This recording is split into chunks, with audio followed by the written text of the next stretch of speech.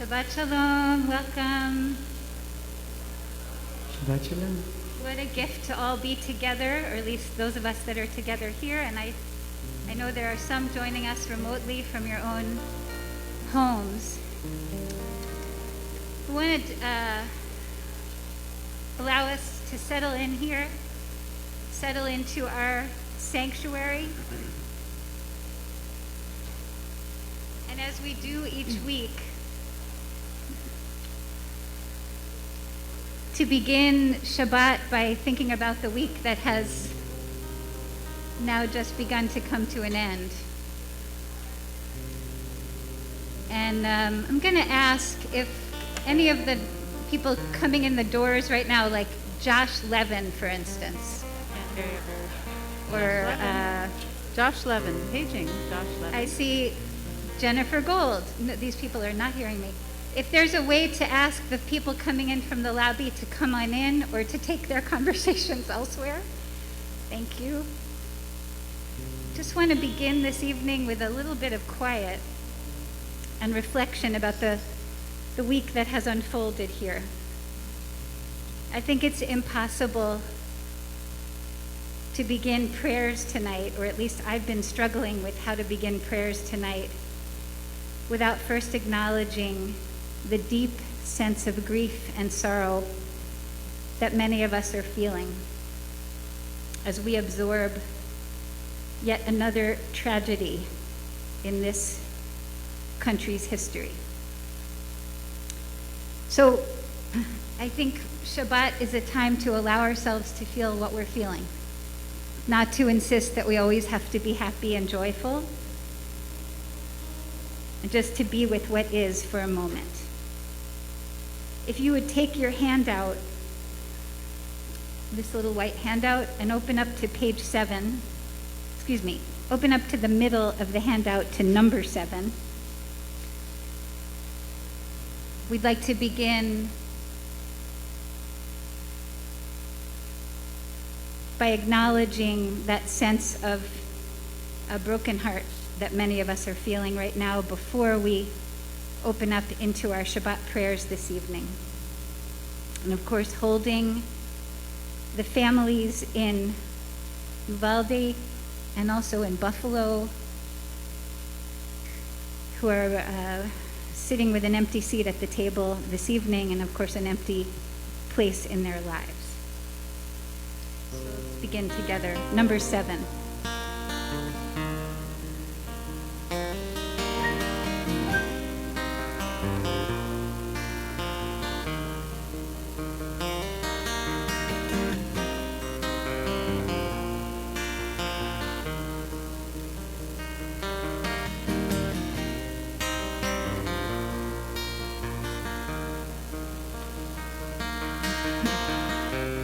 הרופא אישור אליו ומכבש לעצבותם מונה מספר לכוכבים לכולם שמות יקרא הרופא אישור אליו מכבש לעצבותם מונה מספר לכוכבים לכולם שמות יקרא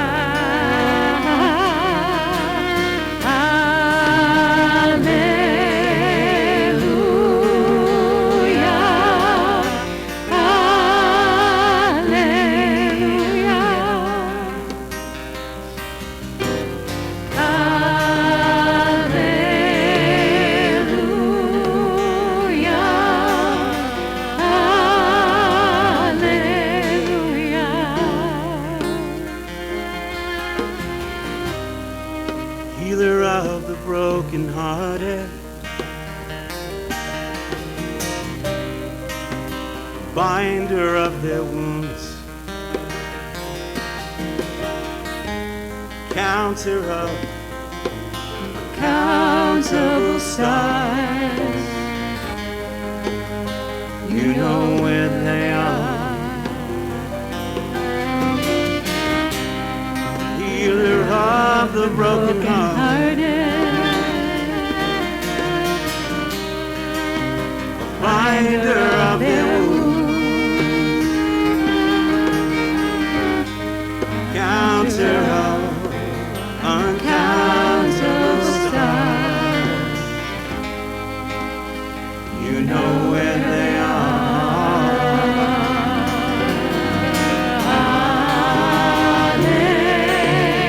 Hallelujah.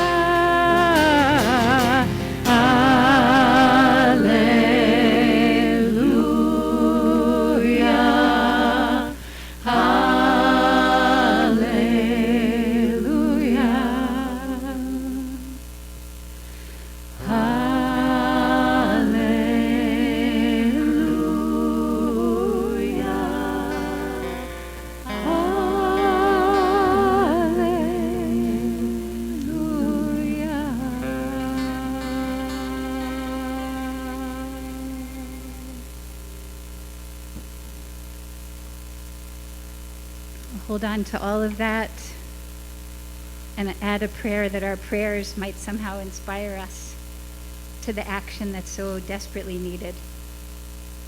And let's turn now to page 7 in your Siddur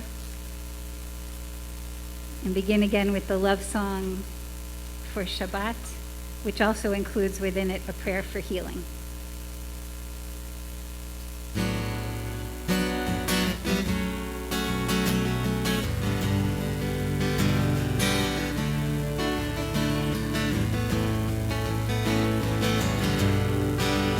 Ay, ay, ay, ay, ay, ay, ay, ay,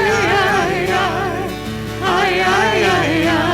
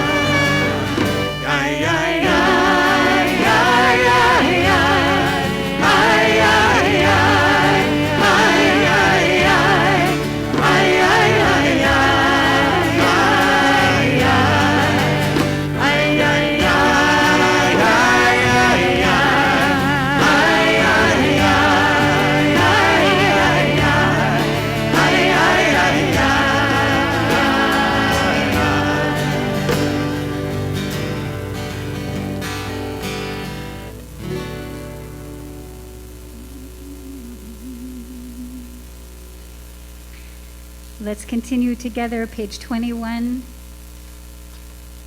We're using the words of the psalmist to call ourselves into song together. Page 21. Exactly.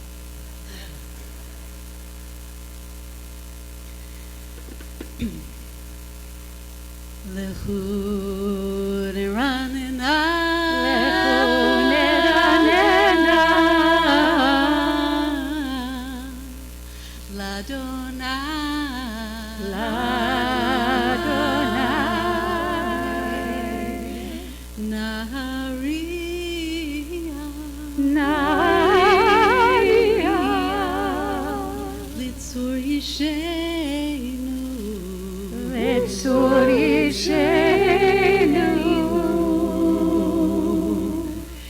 Nekad mafana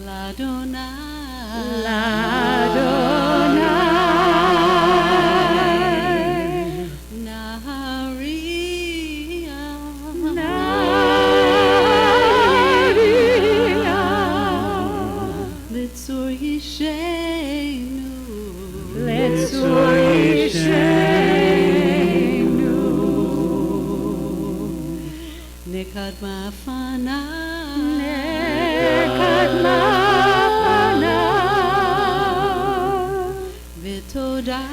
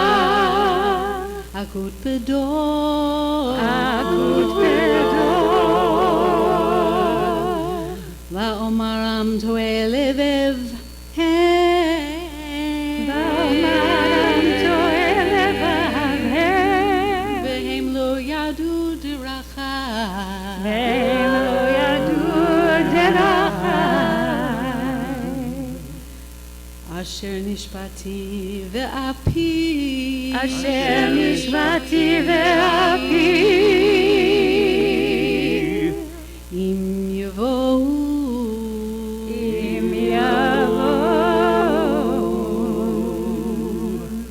El menuchati El menuchati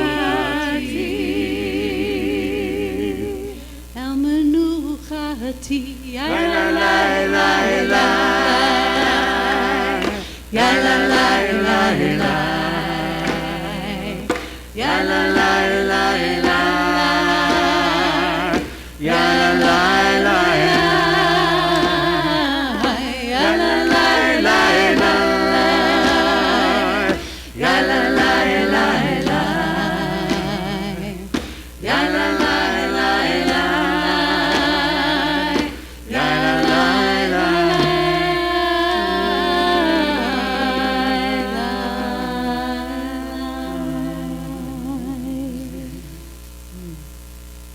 Join me now, please, page 33, right in the middle of Psalm 98. Say to ourselves, again in the voice of the psalmist, Zamru l'Adonai bechinor. So imagining we actually are the instrument. We ourselves are the harp and the shofar and all the instruments of praise. We play that instrument the way we live our lives. Allow us on Friday night to turn all the efforts of our lives into this song of praise. Page 33, right in the middle, that middle line that starts with the word Zamru, Zamru l'Adonai.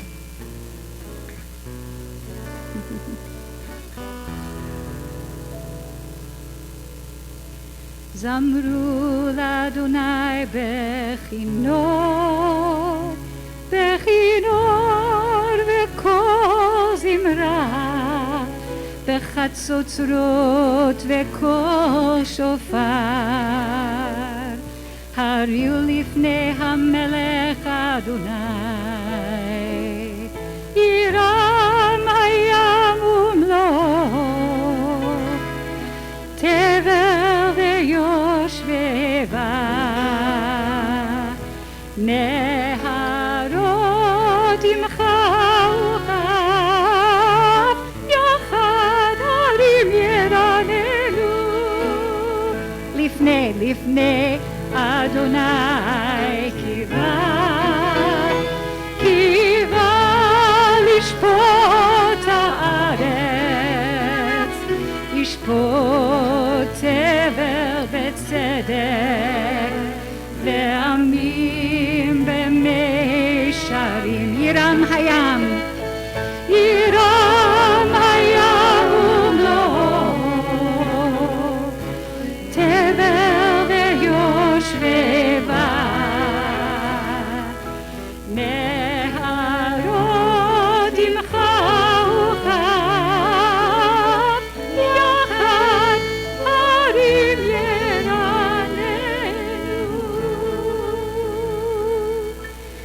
Page 41.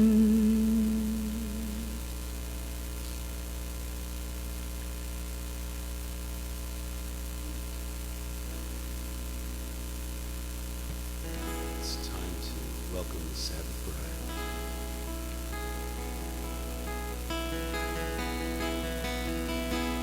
Lecha dodi likrat kala b'nei Shabat Kabbalat.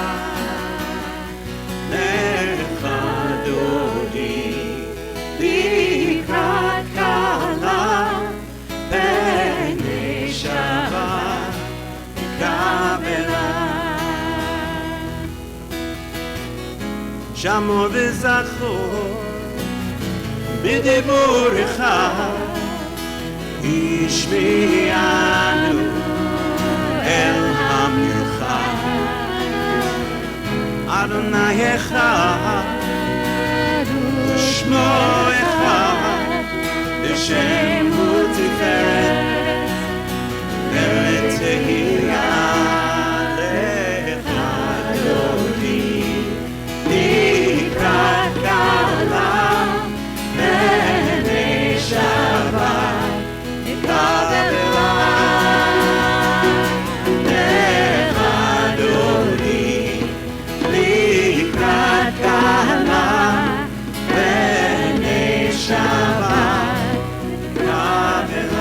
Page 43. Top of the page. לקראת שבת, לכו ונלכה, כי היא מקור הברכה. מראש מקדם נסוכה, סוף מעשה במחשבה תחילה. לך דודי לקראת כלה ונשמה וקבלה. לך דודי לקראת כלה ונשמה וקבלה. מקדש מלך ועיר מלוכה, ומצאי מתוך ההפכה. רב לך שבט בהמת הבכה, והוא יחמור עלייך חמה. לך דודי לקראת כלה ונשמה וקבלה. לך דודי לקראת כלה ונשמה וקבלה. Page 47. ימין ושמאל תפרוצי את אדוני תעריצי. על יד איש בן פצי ונשמחה ונגילה. לך דודי לקראת כלה ונשמה וקבלה. לך דודי לקראת כלה ונשמה וקבלה. Face the door, watch the Sabbath bride walk in. בואי ושלום עטרת בעלה, גם בשמחה ובשורה. Open the door. תוך אמוני עם סגולה, בואי חלה, בואי חלה. לך דודי לקראת כלה ונשמה וקבלה. לך דודי לקראת כלה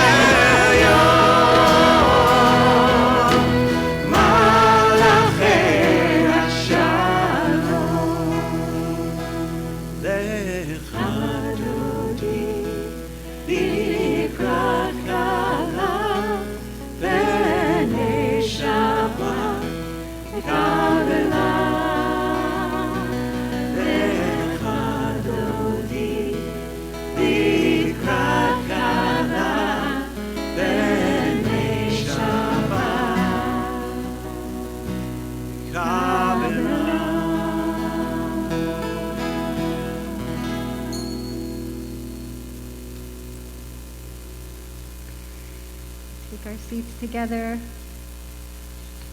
Just want to ask us to dwell for just a second on that image of Pnei Shabbat, the faces of Shabbat, which it's always whoever you're in the room with.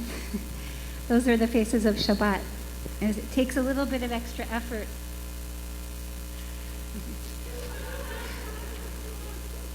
So you have to send all the expression that you would normally have in your face through your eyes.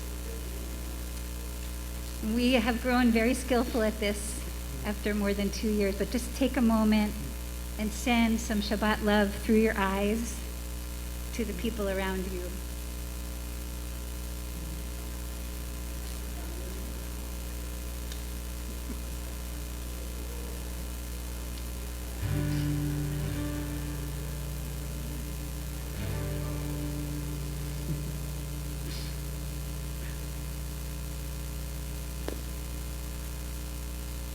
Number one.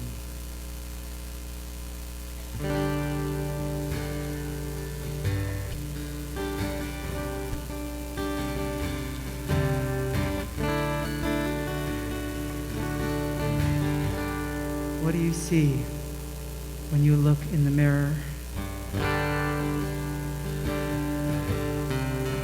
Do you see all the mishaps? Do you see the things you ought to or you think you ought to change?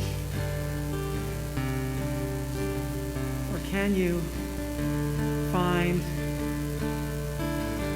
a little bit of beauty in the subtle design in which you were made?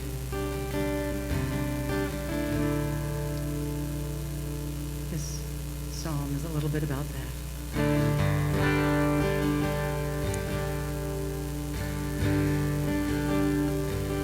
שימחתני אדוני בפועלך מעשה ידך ארנן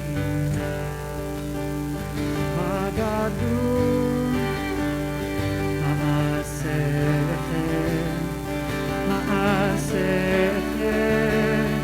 אדוני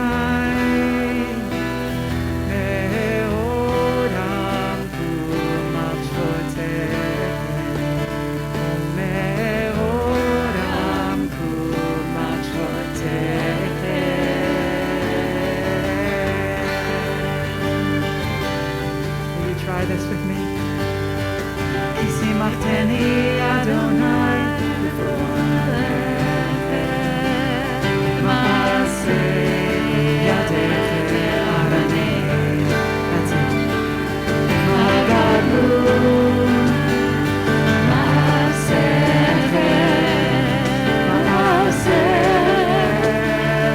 Adonai.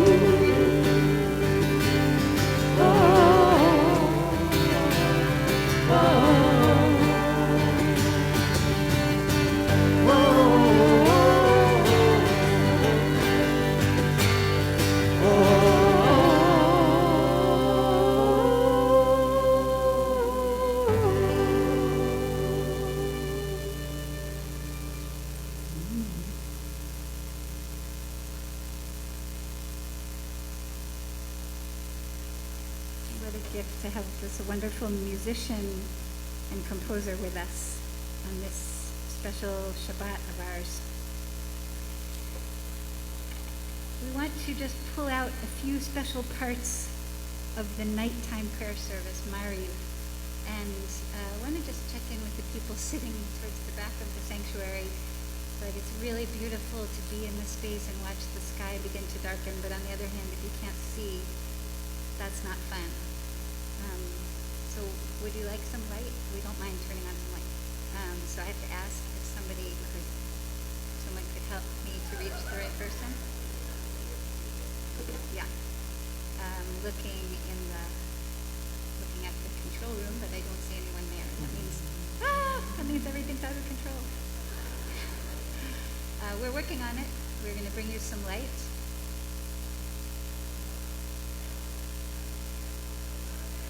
Oh, I think they're okay. I can't hear what you're They saying. said they're okay. You're okay. So we're going to keep with our prayers now. Let's turn ahead now to... You're welcome to open the doors and bring in some fresh air as well. You may want to just take a chair and keep the door open that way. It is nice. Let's get outside. I don't disagree. Let's bring a little bit of fresh air in. Yeah. Right at the heart of the evening prayers is an opportunity to affirm our commitment to this gift of Shabbat. And for that, it's customary to rise together, page 85 in your Siddur,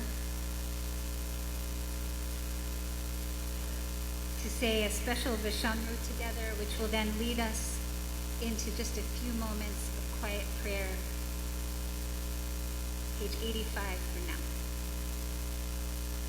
ושמרו בני ישראל את השבת לעשות את השבת לדורותם ברית עולם וניובן בני ישראל אותי לעולם כי ששת ימים עשה אדוני את השמיים ואת הארץ וביום השביעי שבת וינפש ושמרו בני ישראל את השבת לעשות את השבת לדורותם ברית עולם וליובן בני ישראל אותי לעולם כי ששת ימים עשה אדוני את השמיים ואת הארץ וביום השביעי שבת וינפש. Let's continue, page 91. Adonai שפתי תפתח ופי יקריא תהילתך.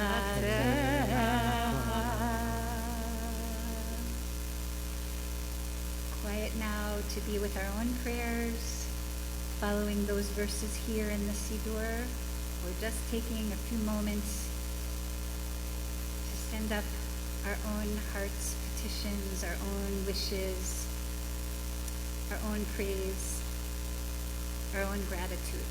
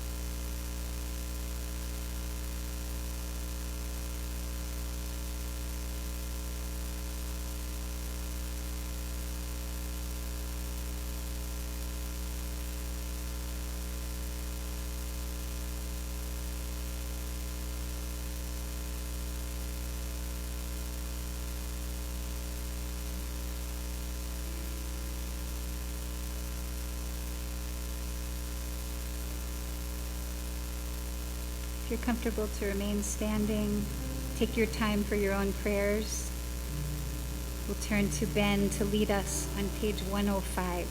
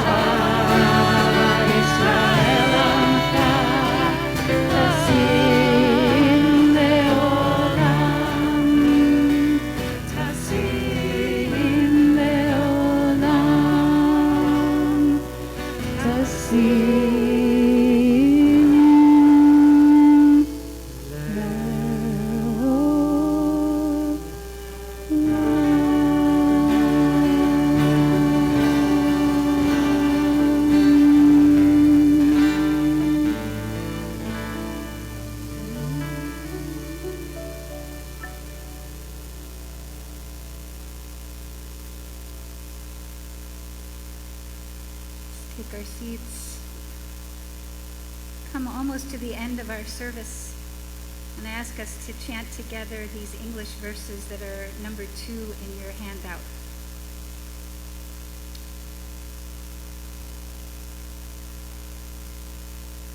Where there is light in the soul, there is beauty in the person.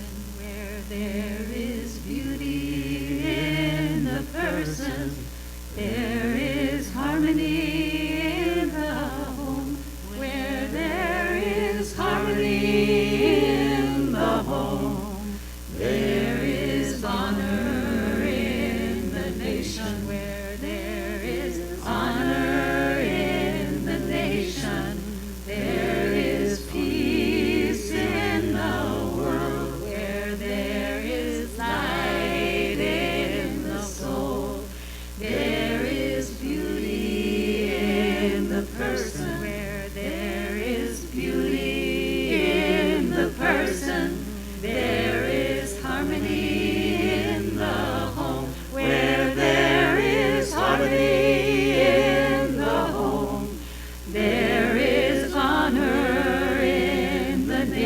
where there is honor in the nation, there is peace in the world, where there is light in the soul, there is beauty in the person, where there is beauty in the person, there is harmony in the whole, where there is harmony in the whole, there is honor in the nation, where there is honor in the nation, may there be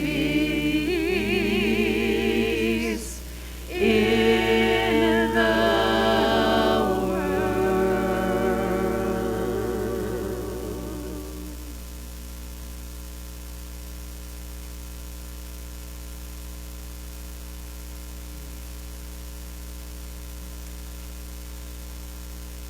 A little hard to sing honor in the nation on this particular Shabbat. For all of the beauty, and there is so much, and we will get back to it in 3 minutes, I promise.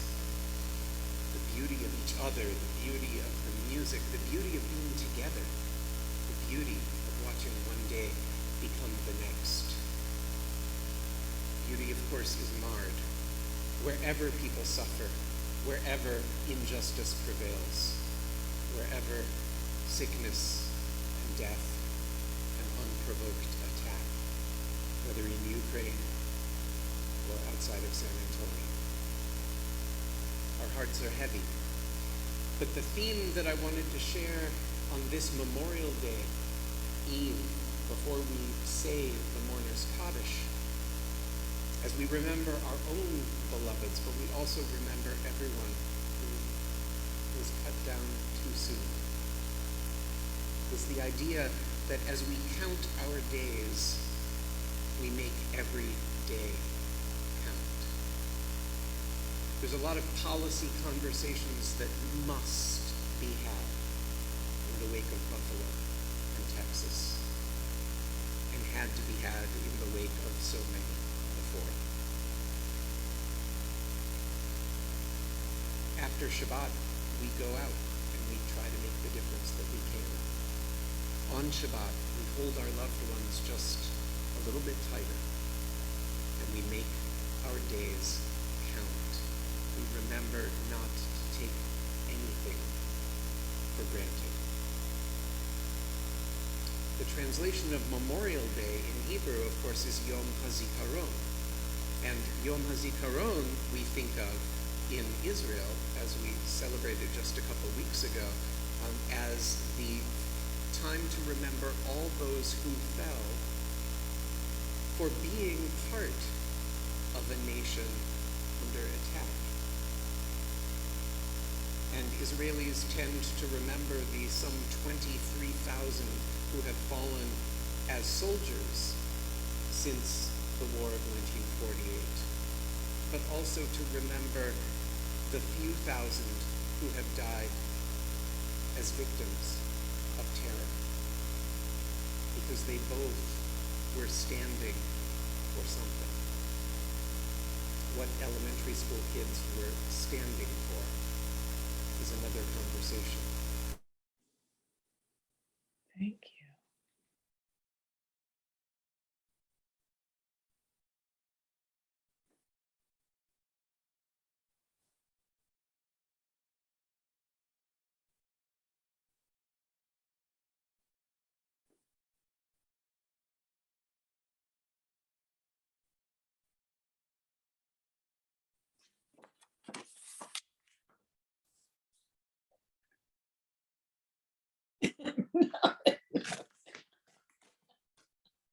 Era.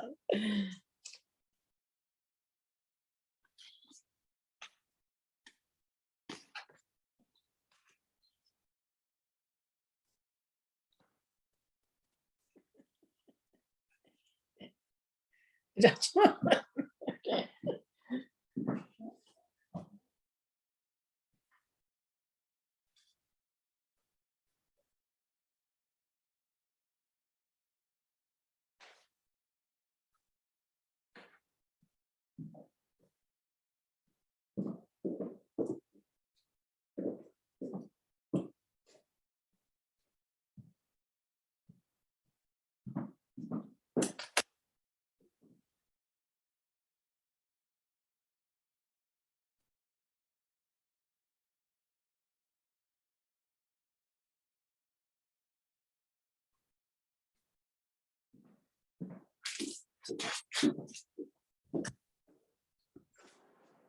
Shalom, everyone.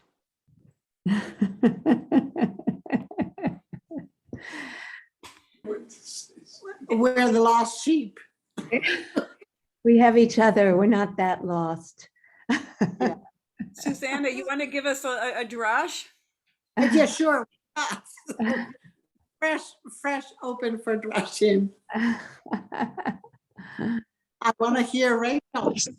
I know. Let's see, maybe, should we send an email to,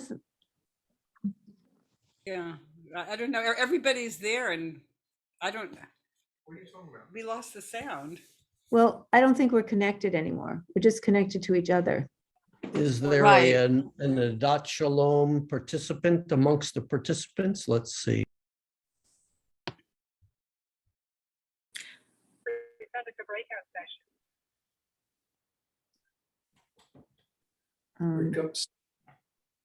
I'm gonna send an email.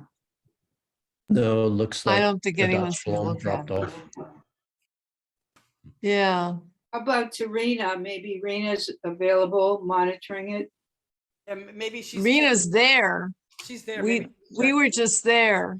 Rena's there, but she's probably in services. But she might be monitoring it as she's kind of the coordinator. Right. Well, She's she'll the see it best. tomorrow or tonight afterwards. She's the best bet if anybody could hook us back up.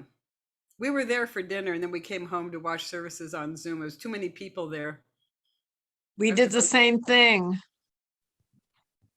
Oh, several of us did. Yeah, so did we. Yeah. I was tempted to try to click the link again, but I think that would just take me back to where I am right now. I just did that. Probably. I just did that and got to you all again. Yeah, I this is David Scott. I can say I also got out and went back in. On obviously we lost the link. I'm texting her now. Good.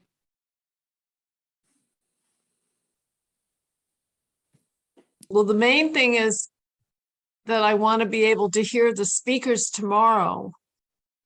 And I don't want to go in to the rooms. So I hope they fix this before tomorrow. There's also the audio buzz. I suspect if only one microphone is used, if we're talking about one person, like Rabbi Rachel, she's going to speak for a little bit. I suspect that might get rid of the buzz if they were able to turn off the other microphones. This is upsetting. Well, it was beautiful while it lasted. So you don't think we should try to log back in? That won't do it? Well, I tried it, Myrna, but you could try.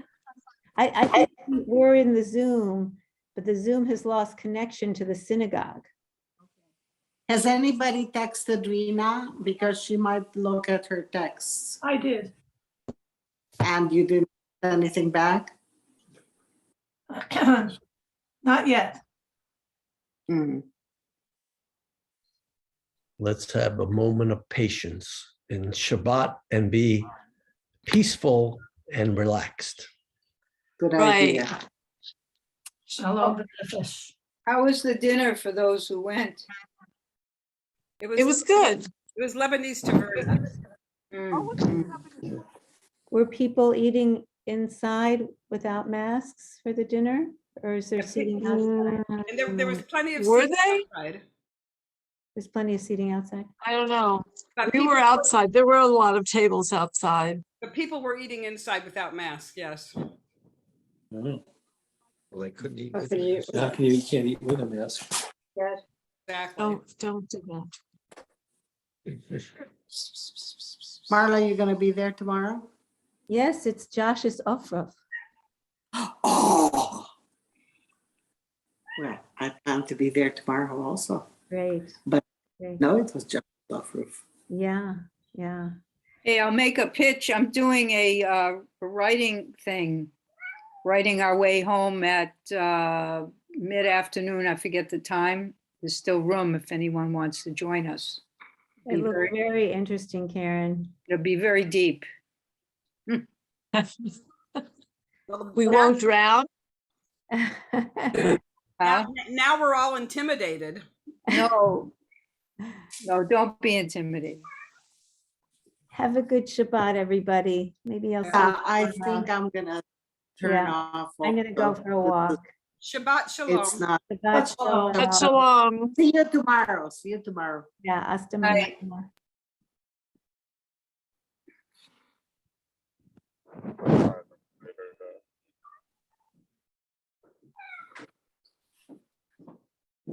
Is the person who texted to Rena still amongst us? Or was that?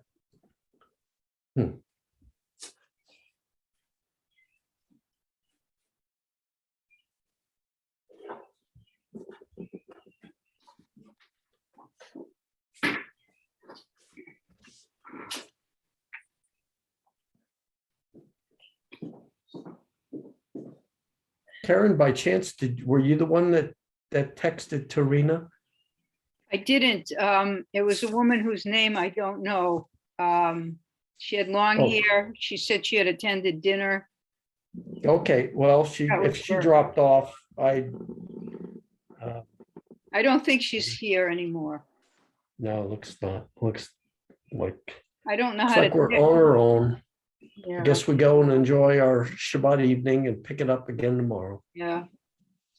All right. Good night, everybody. Good night, all.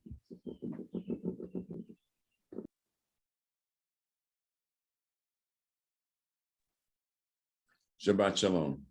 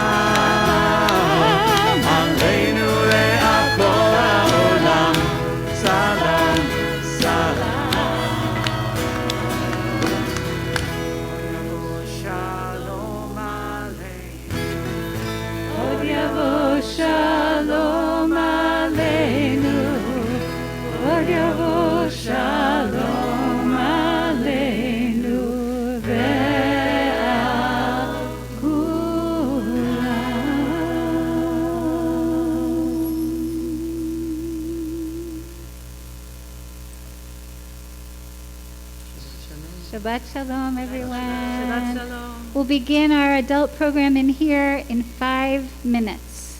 5 minutes.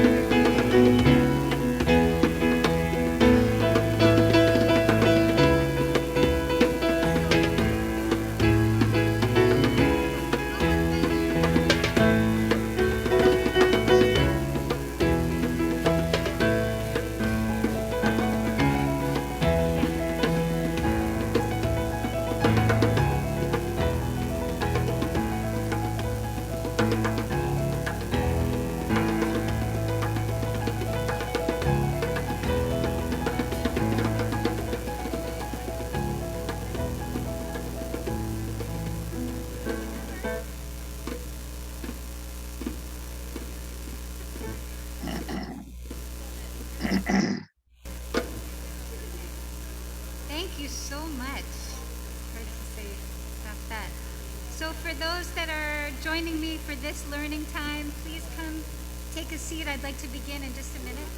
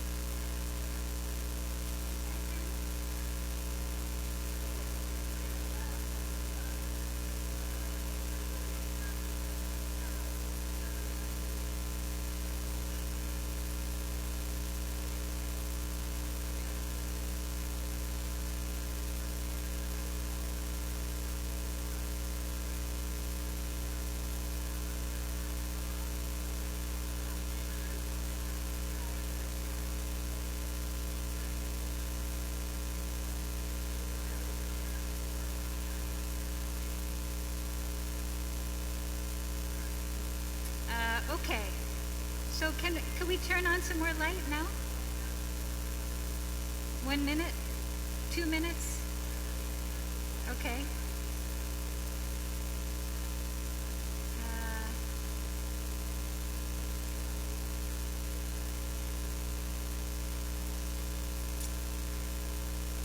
It's warm in less warm than it was 20 minutes ago.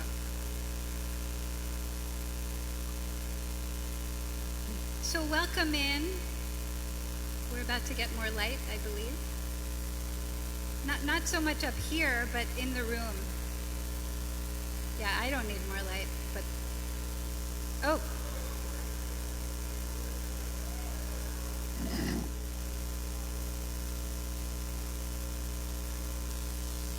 Or zaru ala tzadik uleishre lev simcha. Or zaru ala tzadik uleishre lev simcha. Or zaru ala tzadik uleishre lev simcha. Or zaru ala tzadik uleishre lev simcha. Simchu tzadikim b'Adonai lehodu lezecher kodsho. Simchu tzadikim b'Adonai lehodu lezecher kodsho.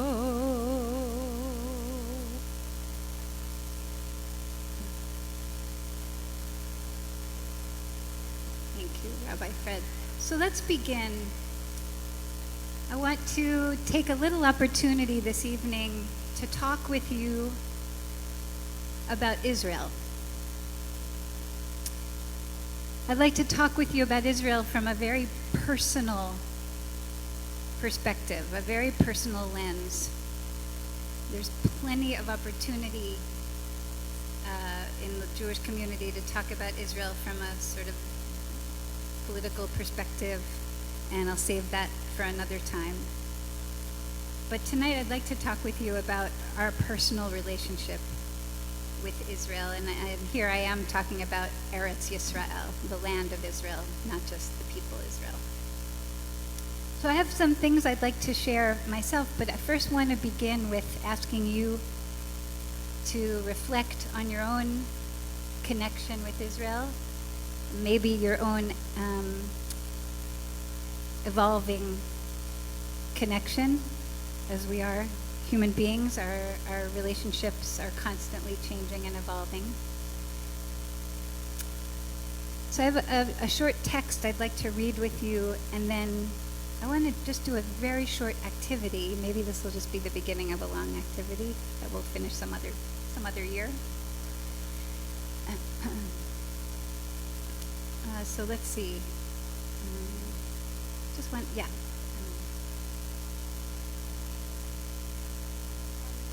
I'm asking Cheryl and Phyllis, thank you.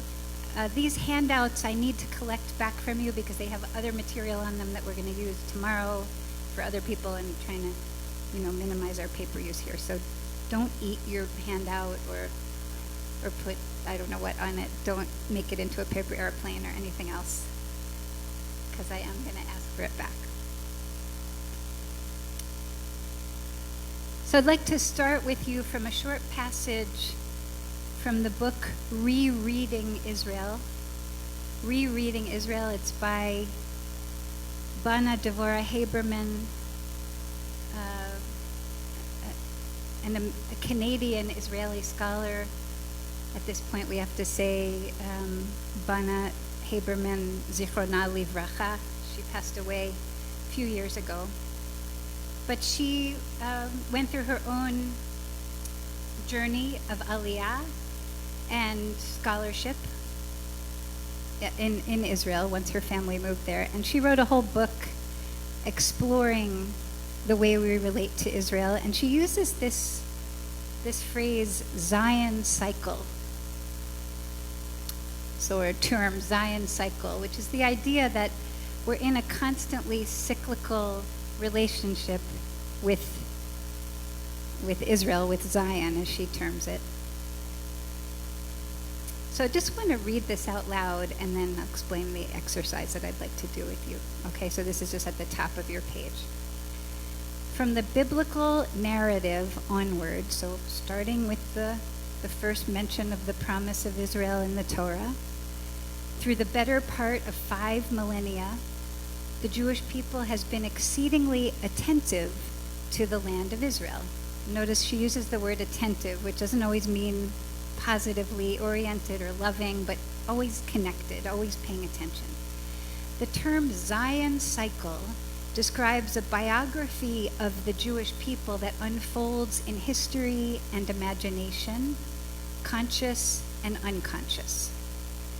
Movement toward, incursion into, settling, conflict and destruction, exile, dwelling in diaspora, yearning and returning to the land of Israel, form a complex and cyclical narrative.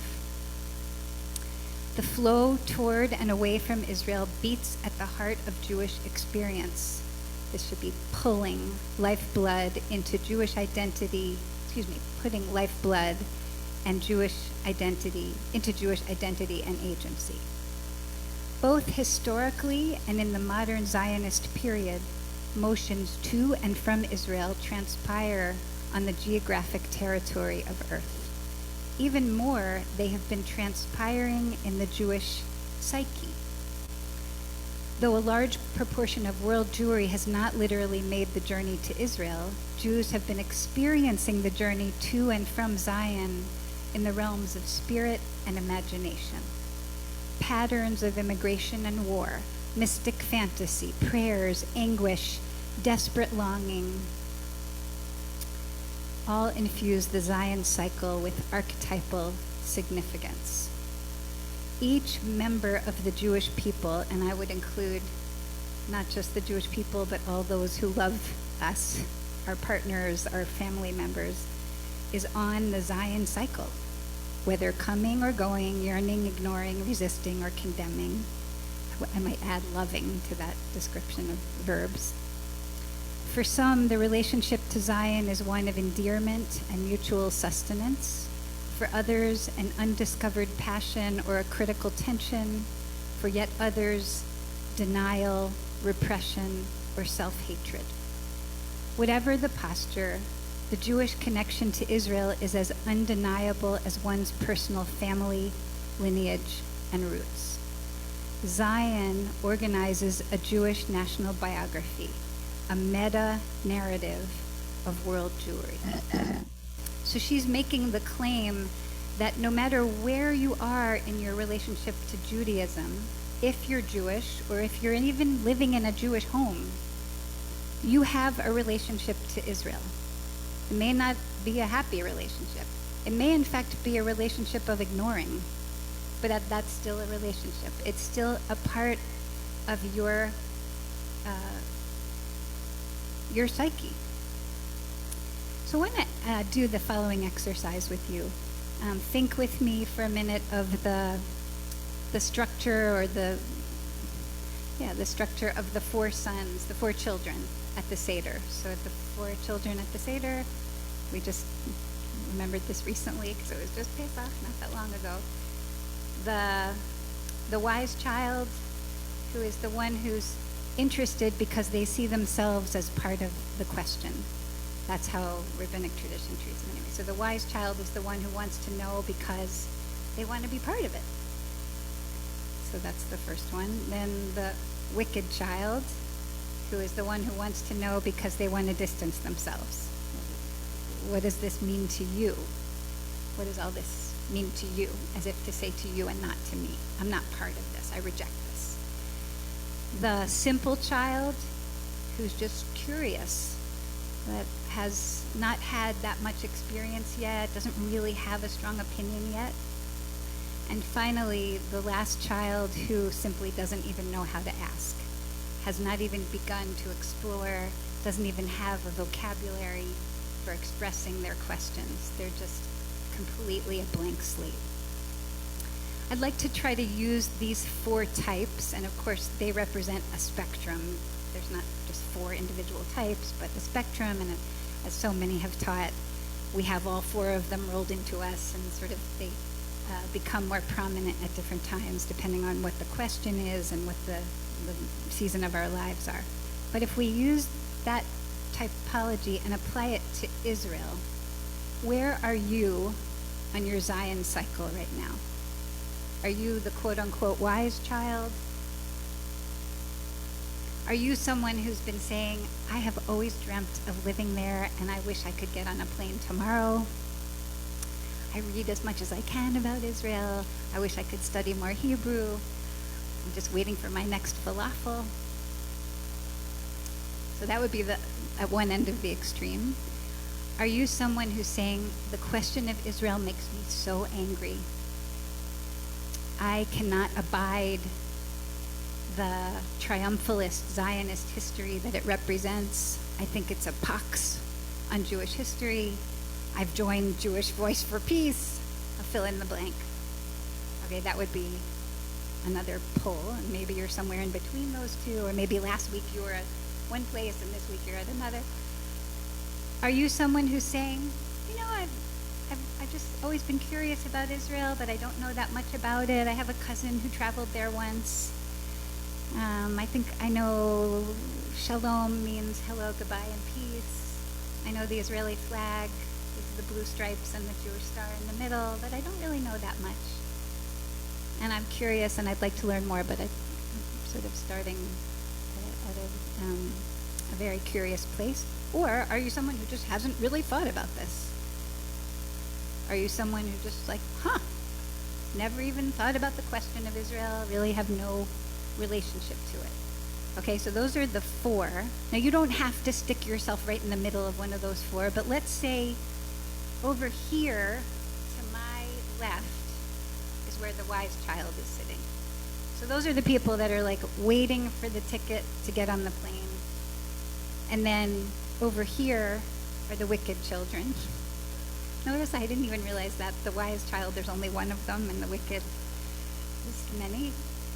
And then let's say that here are the curious ones, the ones who are interested, have a beginning of an idea, but sort of don't know where they are in this cycle.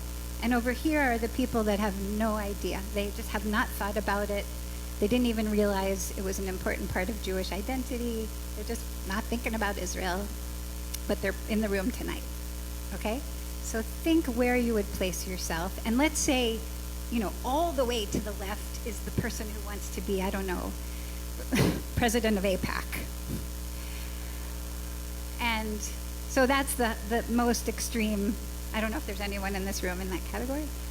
And then as we move, you understand what I'm saying as we move around the room? Okay, so the wise, the quote-unquote wicked, the curious, the one who's searching for even the beginning of the conversation. See where you land. Physically, get up and move.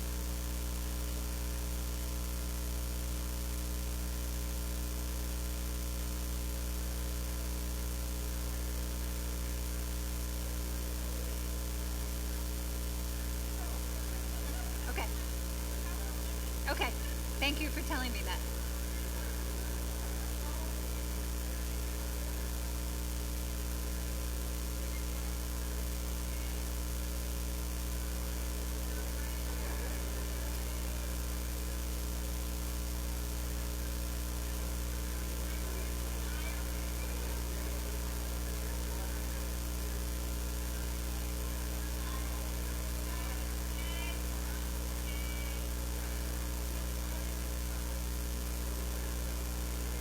Daniel, could you turn on one other mic for me? Could you, this one?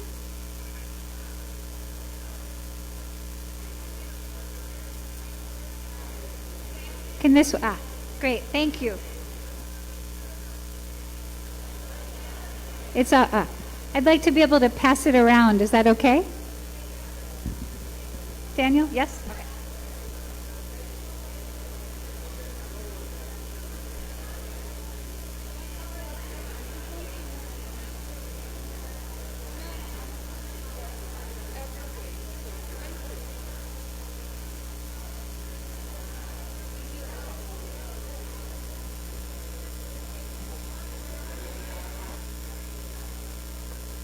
Okay, I have promised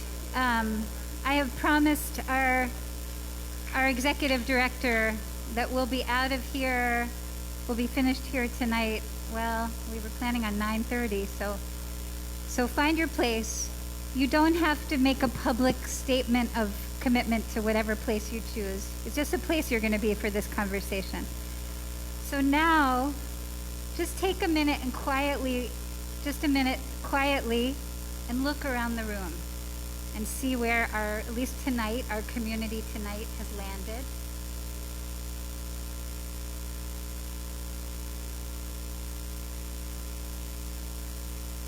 Yeah, interesting. Okay. If it was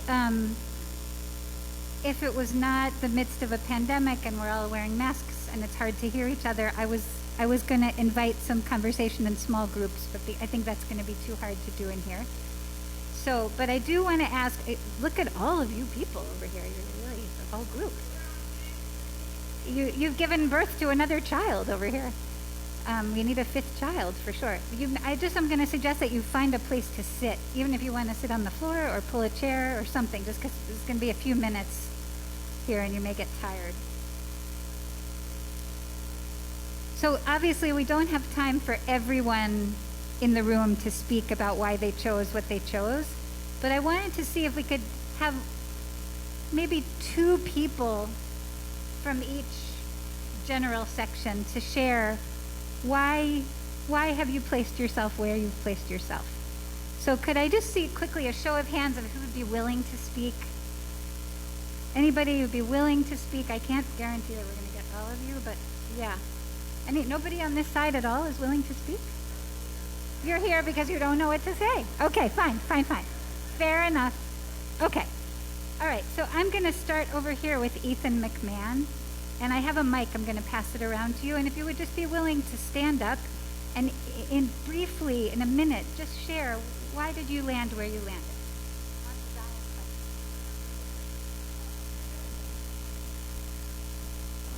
In a minute, I think, I don't think of that organization that she mentioned, even though it's bad to say the elephant name and don't think of an elephant. I think of loving a place and having historical roots that go back 1,000 generations, or how many generations?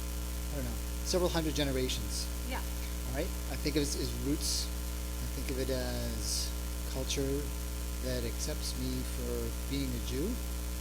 I see it as a place that has tolerance, a lot of a broad political spectrum, broad social spectrum, social democracy, form of government. A lot of good things about their country. Great, thank you.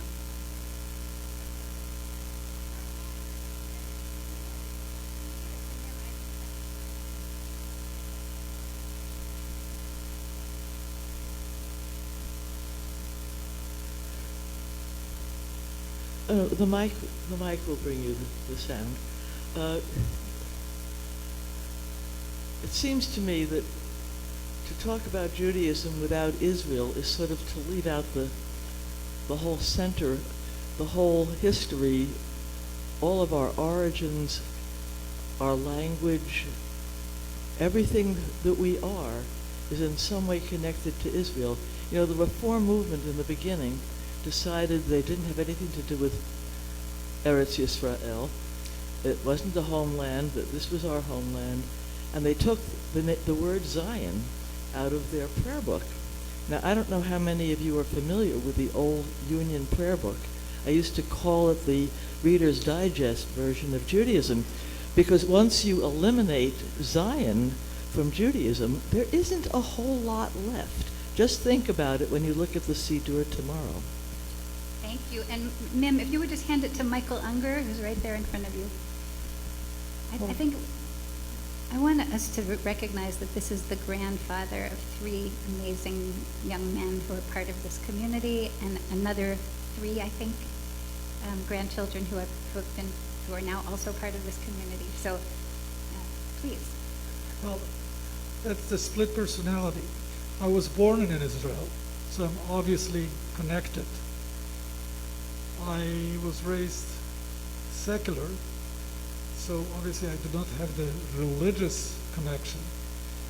And I do have political opinions, which are not necessarily the ones which are represented by the government as such, but it doesn't mean that I'm not connected. Being different, having different political opinions, still connects me with the land, with the people, with my family there. At the same time, I can oppose or debate what happens there.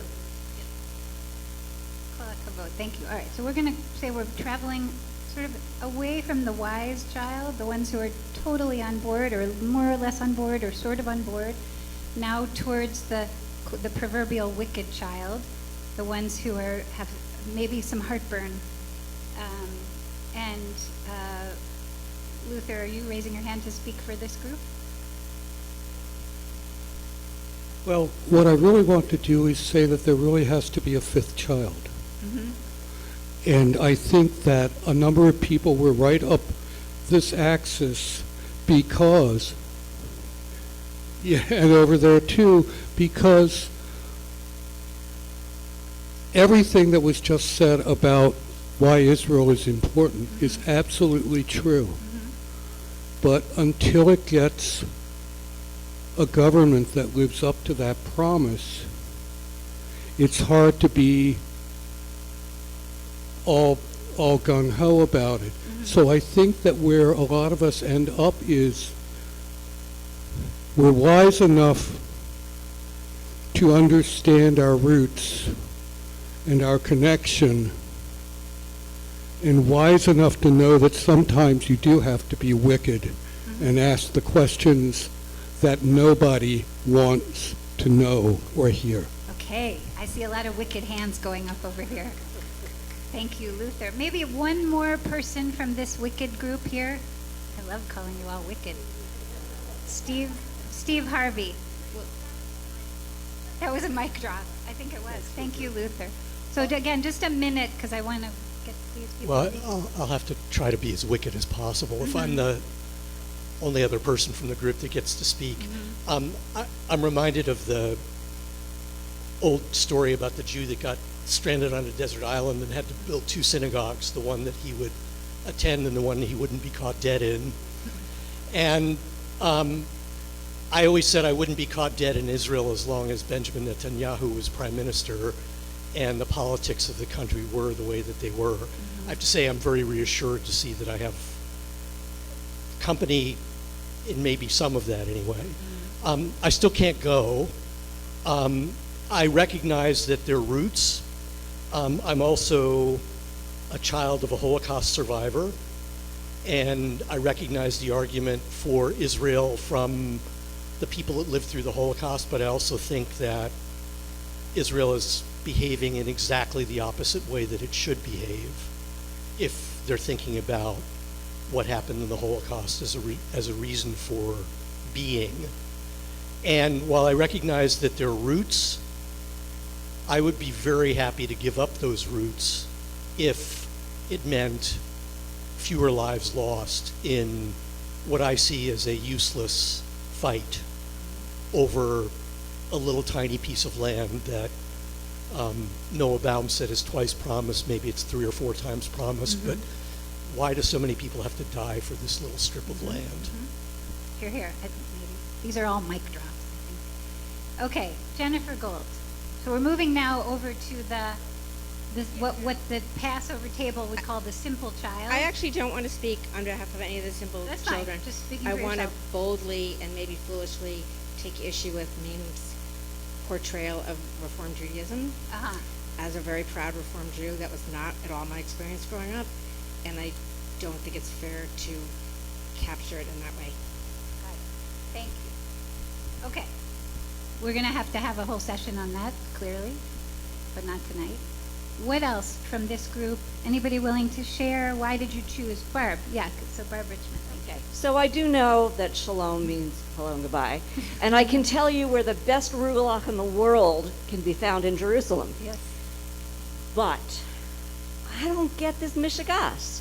They're fighting all the time. I don't understand the political system. Like, what the heck is going on?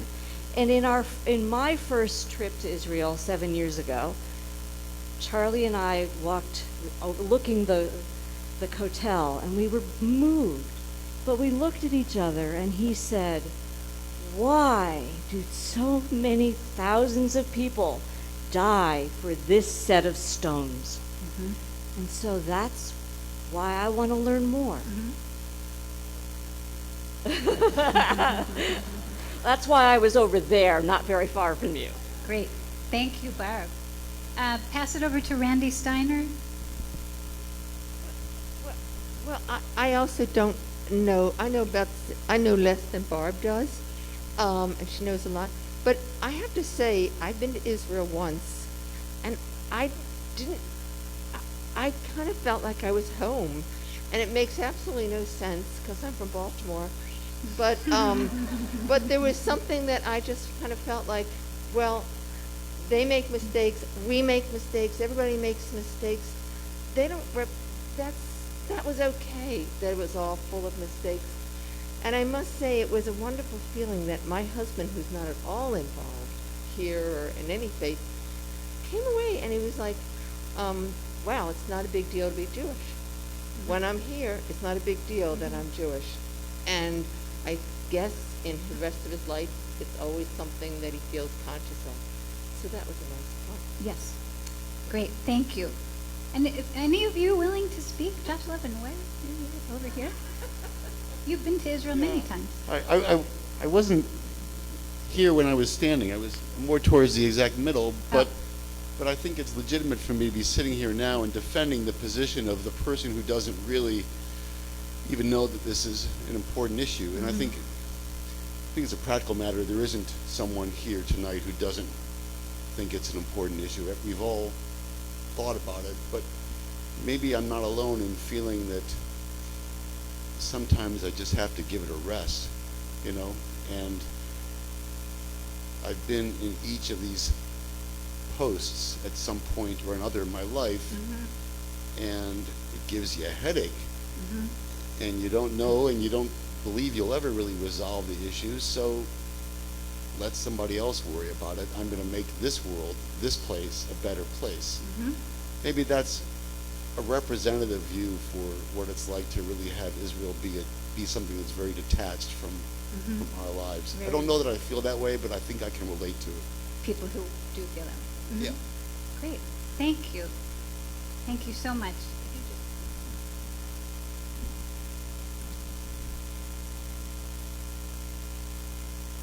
Really appreciate this community is always so thoughtful, and so many interesting insights just popping up here in the few minutes that we've been in this conversation. I hope it's a conversation that we will continue to have always. I want to affirm the commitment in the Reconstructionist movement to be in relationship with Israel. It's a core pillar of Reconstructionist Judaism. I don't know that it always gets much airtime, but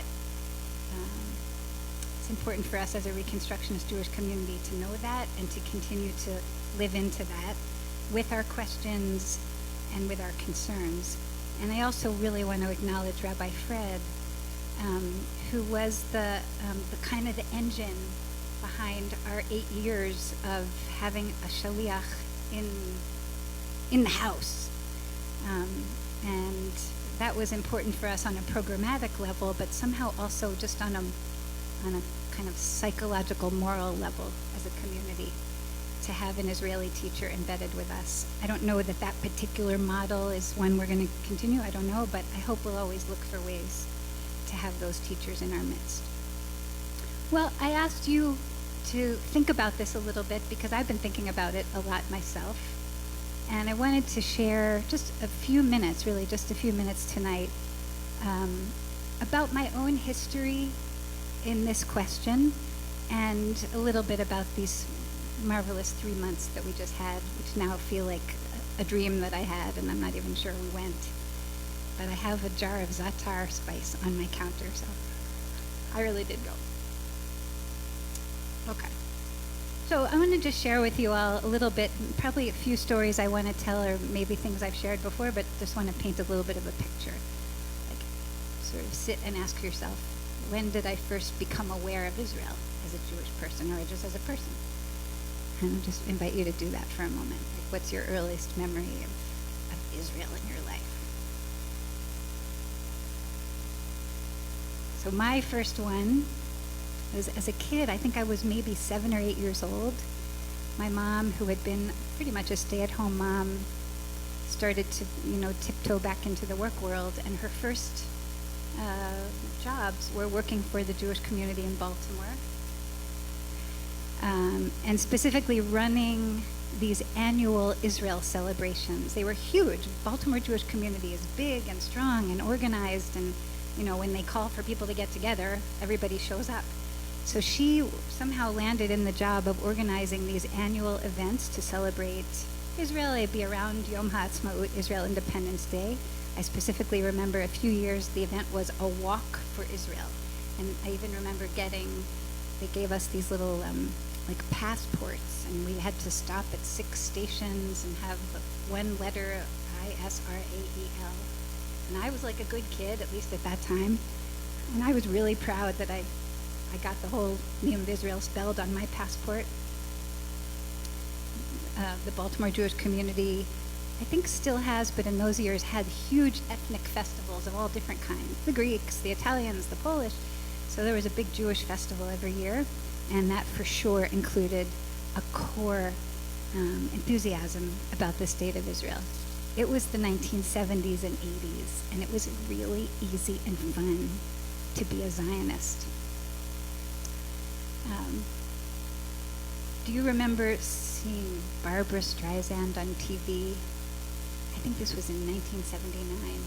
She sang, it was like a TV celebration of Israel. You would never see that on TV now, but at that time there was, and she sang the song, "You've Got a Friend," to the state of Israel. I grew up in a big conservative synagogue community. Always sounds so ridiculous to say. I grew up in a house with 2 parents and a brother, but my family belonged to a big conservative synagogue. And as I've shared with some of you before, the rabbi, who was actually Orthodox trained, but pretty liberal for his own generation, he liked to intone the translation of the Shema when it was time to chant the Shema. Like, I think he thought that was a way to kind of open it up for people. So before we would chant it, or maybe it was after it, he would say, "Hero Israel." And so for years, I thought he was saying, "Hero Israel."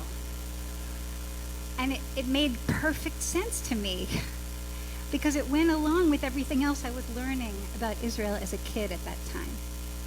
The synagogue community that my family belonged to started hiring Israeli teachers. I still can remember being told we are not going to be speaking the old Ashkenazi Hebrew anymore because in Israel they speak modern Hebrew, and that's what we are going to learn. So that was sort of very formative for me. Okay, another very important piece is, what is this thing called when you have a memory that's really someone else's memory? Like your mother's memory, but she's told it to you, so you start to feel it in your kishkas. So my mother was born in 1941, 1947, she was a 6-year-old. 1948, she was a 7-year-old. She told me many times about sitting with her mother, who I'm named after, by the radio when the UN vote for partition went through, and then finally listening to Ben-Gurion announce the declaration of the independent state of Israel, and my mother telling me that my grandmother would be sitting with tears just pouring down her face. So I wasn't there, but those images were very powerful for me as a kid.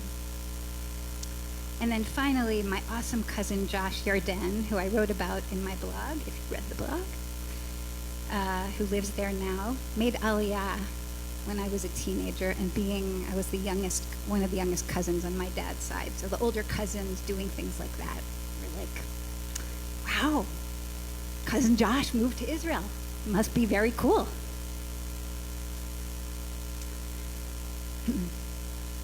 I made my first visit to Israel in 1990. And it feels sort of uncanny to be coming back to that now, and I'll explain why. I didn't go to Israel this past winter with the intention that I'd be announcing a move to a new job. I didn't actually know that was happening. It wasn't my first choice for it to unfold that way, but in fact it did. But in fact, my first visit to Israel happened after I first came to Adat Shalom. And somehow in my mind, the two are very wound up together. So in some strange way, it feels fitting to have these bookends of a long and absolutely indescribably rewarding tenure here that are bookended by very deep experiences with Israel. I came to Adat Shalom just at the, I'm too young for this, but it was just the very end of 1989. I met Jonathan Epstein. I pretty much decided then I was done. It just took him a little while to figure it out. Anyway, part of the attraction was that he had two sisters who had moved to Israel many years before, and he had a whole life over there, and he spoke Hebrew. And I wrangled a date with him by saying that I needed to work on a little bit of modern Hebrew so that I could make my first trip. And in fact, we spent some time just romantically, sounds idiotic, but practicing Hebrew together. And then I did make that trip in 1990. I spent the better part of a year living there, studying in a kibbutz ulpan, working in the kibbutz kitchen, learning how to make Israeli salad for 900, and certainly cutting my teeth on the hasbara, what we often refer to as propaganda, what some in the Israeli establishment would simply call education, explanation, about Israel, about the history of Israel, about the history of the kibbutz movement, about all kinds of things relating to what I was experiencing in 1990. I came back from Israel at the end of 1990, and Joan is sitting here. I was sharing this with Joan and Jeffrey not that long ago. It's interesting. Adat Shalom at that time had gone through a big, big tumult, which was shocking to me. I left when it was one sort of shape, and I came back. I don't know if Sid is here. Anyway, there you are. I came back, and wow, some big things had happened. Certain people had left, other people had come. And I remember sitting, Sid, I think it was at Christ Lutheran Church on Old Georgetown Road, which we have to say Zichrono Livracha. It's gone. Anyway, it was the beginning of the Gulf War. And Sid called the community together for Torah study and then said, we won't be studying Torah today. We're going to talk about what's happening in Israel and in other parts of the Middle East. And so just walking into a community where the rabbi was saying the Torah is important, but right now we need to make space to talk about what's happening in Israel was incredibly eye-opening to me and meaningful to me at the time. And I'm calling out Joan Kahn here because my memory is that Len Blackman, Alav Hashalom, stood up at that time and simply began to weep in worry for his two daughters who were there in Israel, his Israeli children, and other members of his family. And if something clicked for me, I said, wow, this place is where I need to be. And I'm sharing this with you only because in more than 25 years, I'm not sure I always remember how strong that Israel cord is for me at Adat Shalom. But it is. It has always been, and I hope it will continue to be. That time in Israel was really formative. Couple of really important experiences. One, spending a summer at Kibbutz Keturah. Anybody in this room? Kibbutz Keturah, young Judea kibbutz in the Arava Desert. I worked in the landscaping unit, which was a really fun, really interesting experience. I learned that the name for a trowel that you use in the garden is not mamzer, but mazmera. So for those that don't know, some Hebrew, mamzer is a bastard. But I kept getting the letters confused. I was constantly saying, Tnilia ta mamzer. And the landscaping staff would just look at me and laugh. I think I finally got it right. Anyway, but also experienced liberal Judaism in a way I had never seen at Kibbutz Keturah. People coming to shorts. Where's Louis Tenenbaum? Shorts and sandals in shul, and who at the same time took their religious life quite seriously and quite deeply. I learned all the Zmirot, the Shabat songs, in that kibbutz. Yesterday, Rabbi Fred and I and Rabbi Sid were in a session that was sponsored by Federation locally, and we were asked to think of a time that we felt we truly belonged. When do we feel we really deeply belonged? And I don't know, the thing that popped to mind was being in Israel that year, that long time ago, and being on a bus it was me and a bunch of Russian Jewish immigrants. We had no language in common, we couldn't talk to each other, we didn't really have any history in common. But I remember looking at all of them and thinking, wow, we are part of the same people, and we're in the one country in the world that says it will always accept us. That was enormously powerful. And finally, that year was when I first really began to learn modern Hebrew. To learn it, like all the names for all the vegetables in the kitchen and all the things you need to know to function. I still can remember arriving on the kibbutz and 3 little gorgeous girls came running over to me and started talking to me in Hebrew, and all I knew how to say to them at the time was, Ani lo medaberet ivrit. I don't speak Hebrew, and they looked at me like, what is wrong with you? Anyway, from there, I knew it was time to get busy and to learn. And that has continued to be a dream, to get to a place of real fluency. And I'd like to say more about that as I begin to wrap up. So, fast forward 30 years. And this past winter, the gift of a lifetime, to be able to spend 3 months in this country.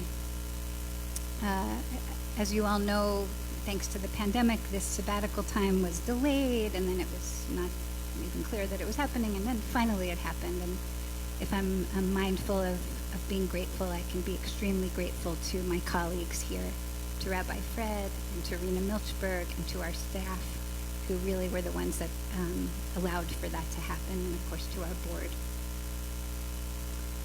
These are some of the takeaways from this magical 3 months.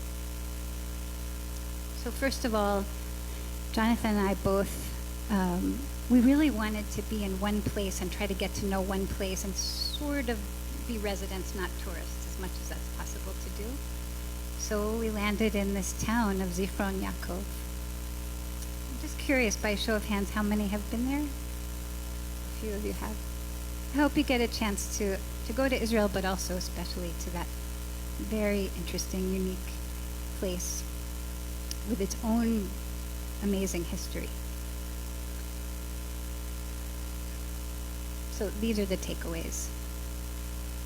Number 1, life in Israel, and I would also say life in Palestine, are a whole lot more complex and a whole lot more interesting than the news headlines that we read. And for those of us that, I guess I'm looking at all of you especially, but any of us, those of us that feel so frustrated with Israel and so disgusted with it at times, I've felt those feelings too. But to remember that it's like, imagine that we're taking a huge, interesting, complex vista and looking at it through one tiny hole. That's in many ways our experience from here. We're digesting what a few news media outlets want to show us. It's only a tiny little frame of what goes on in a civilization that's rich and interesting and complex. So I guess I am just being completely subjective here and asking that if you're one of those people that feels endlessly frustrated, don't stop reading the news, but consider other ways of getting to know this part of Jewish civilization before you surrender or succumb completely to your frustration. Okay, so that's one. Another is simply to remember the miracle. It's a miracle that the modern state of Israel exists. It's a miracle when you go to Tel Aviv and you stand and you see everything that a modern city has, everything for better and for worse that a modern city has. Less than 100 years ago, there was nothing there. And that's just one example of so many different ways that this little country has summoned really miraculous will, energy, purpose in responding to the needs of the moment. Do those expressions of will and energy come with a price? They sure do. And today's generation has to untie the knot and try to figure out, oh, okay, that muscle got so strong. But I think it's such a mistake for us to miss that miraculous reality of this state and to appreciate it.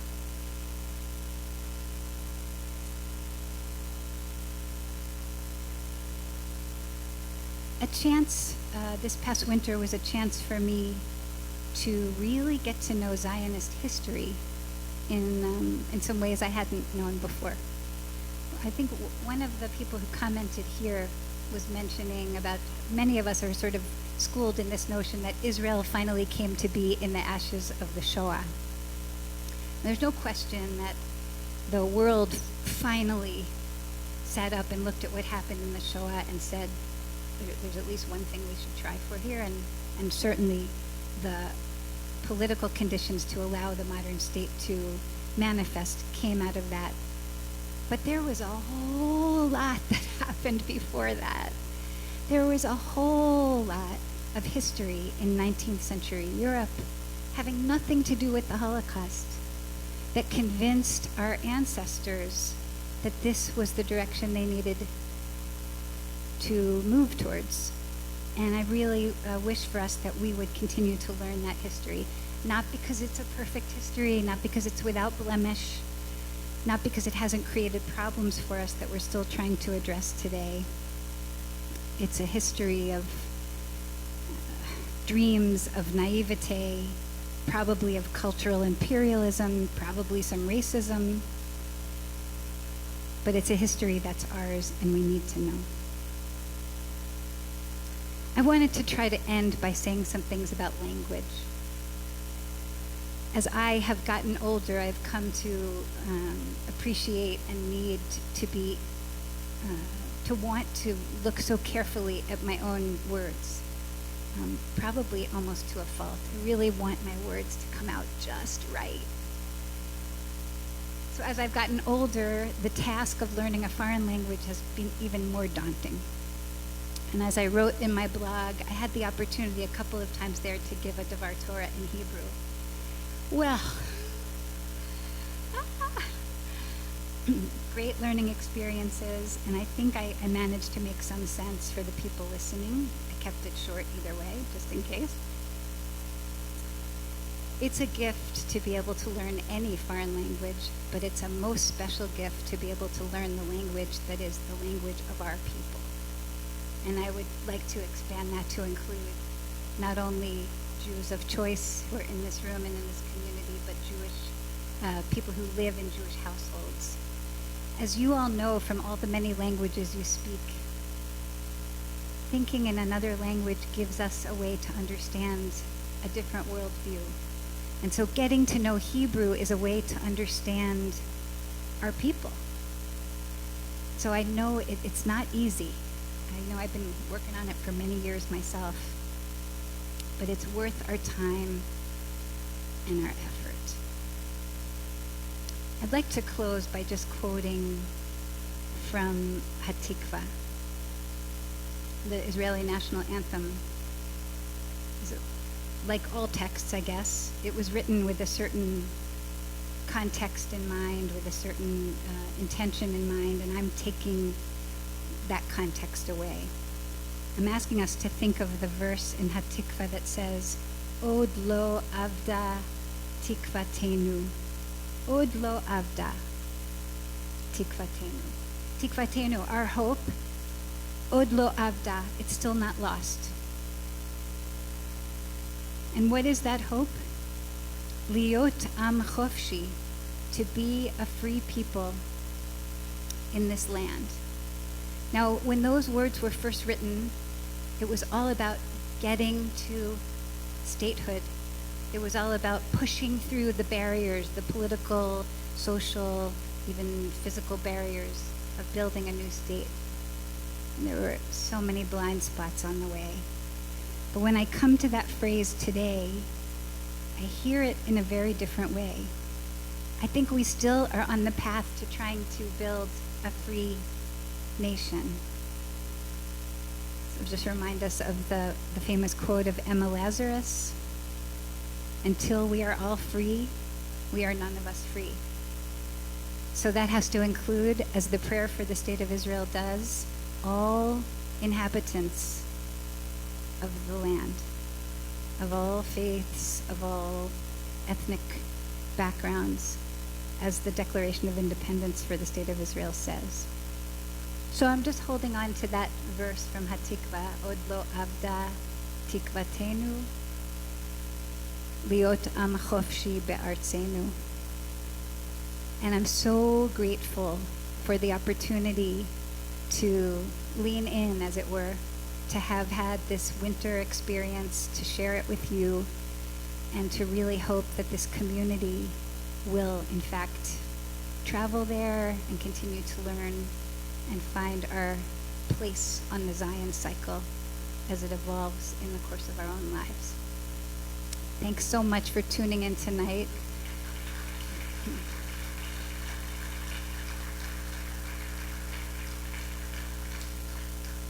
So as I said, tomorrow morning there's meditation, and there's also Torah study at 9 a.m. and then back in here for a very special morning service with multiple honors. Everybody keep well, and I'll see you tomorrow.